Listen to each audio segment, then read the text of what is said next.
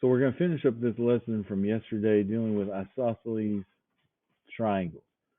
So looking on this, the whole definition of isosceles triangles, the reason that they're called isosceles is because they're triangles with two congruent sides. Now, as we go through, if you need to pause it, write that in, that's fine. I'm going to go a little bit quicker than what we would normally in class.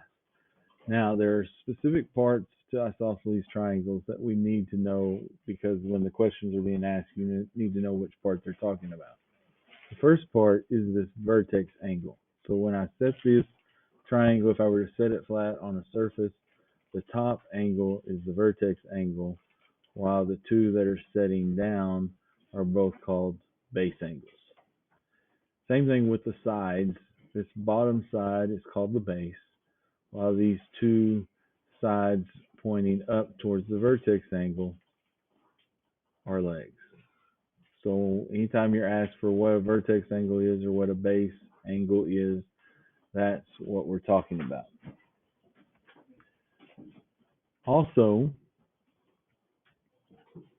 in isosceles triangles, the base angles are always the same and the legs are congruent. So if this angle is 70 degrees, then the other base angle has to also be 70. And again, if we know two angles out of the three, we know all three have to add up to be 180. So 70 plus 70 is 140. If I take that from 180, then I'm left with 40 degrees for this angle. Now the base side is 8 inches and this right leg is 12. So if this right leg is 12, then the other side or the other leg has to also be 12. So just keep it simple as you go through and just stay to those basics. So the kind of problems we're going to see, for instance, the measure of the vertex angle of an isosceles triangle is 80 degrees. So if I sketch out, let me go out of this. If I sketch out a vertex angle and the vertex angle is 80 degrees, then I'm needing to find the base angles. Now I don't know what they are, but I know that they're both the same. So if this is x, this has to also be x. So now I use my rule, x plus 80 equals 180. We're going to combine like terms. 2x plus 80 equals 180. Subtract 80 from both sides. So 2x equals 100. And then just divide by 2. So my base angle ends up being 50 degrees. So again, after you get through with this, be sure and take a picture of it and just insert it right here at the bottom. Now the other one's actually a little bit easier. What if one of the base angles is 25 degrees? What is the vertex? So if I draw an triangle, this base angle is 25. Well, what do we know about the other base angle? It has to be the same, 25 degrees. So to find this missing vertex, 25 plus 25 is 50. Subtract that from 180, and I get 130 degrees. So the answer is just 130 degrees. So again, take a picture of that and insert it here. Just pause the video and do what you need to do.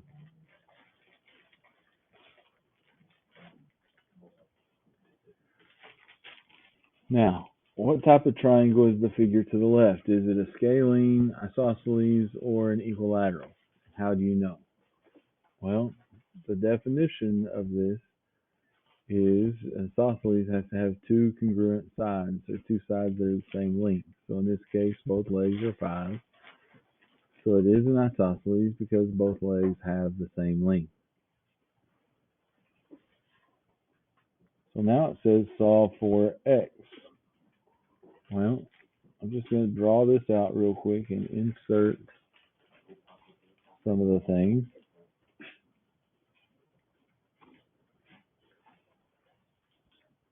So I don't need the lengths because I'm just looking for x. But if this is 2x plus 3, what does this other angle have to be? It also has to be 2x plus 3. So going back to the fundamental theorem, the triangle sum theorem, if I add all of these angles together,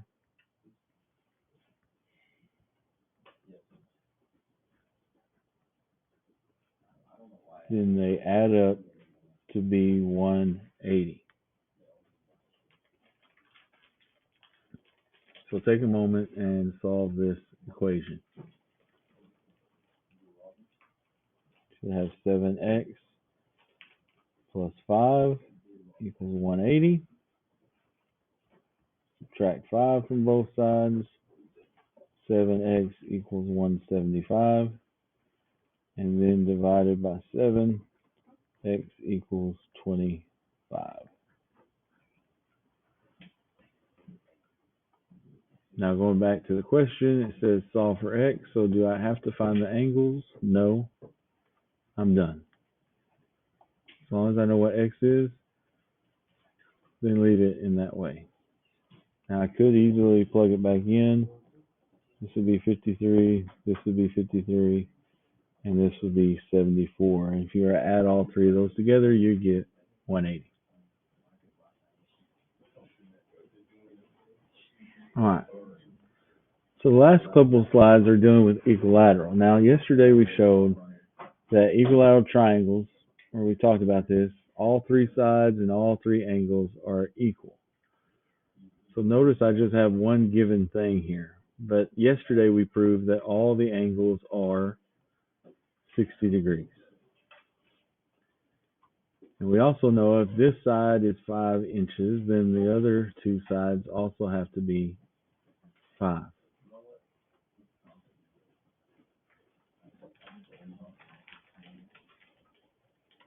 All right.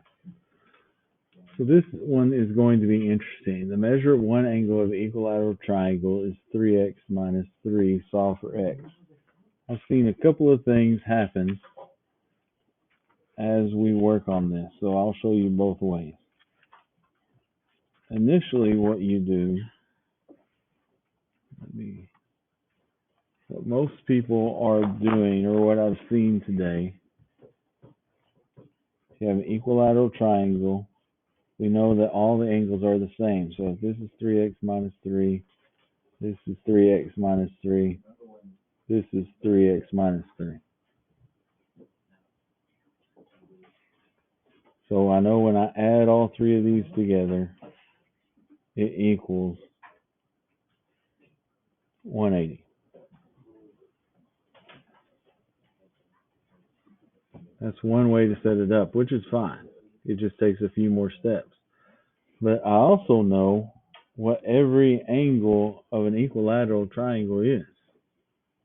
I mean, we just showed it on this one right here. Each angle is 60 degrees. So wouldn't it make sense also to say 3x minus 3 equals 60? So there's one that's a whole lot shorter than the other. They both come up to the same answer, and I'll let you finish that up and then be sure and take a picture of it and put it into here. So these notes are done. You need to be sure you finish them, turn them in. Be sure and submit them. If you were absent yesterday, you'll need to get with somebody and do the first part and get those turned in also. But after you're done with that, there's an assignment. You should be able to work on that and get that done by the end of the hour.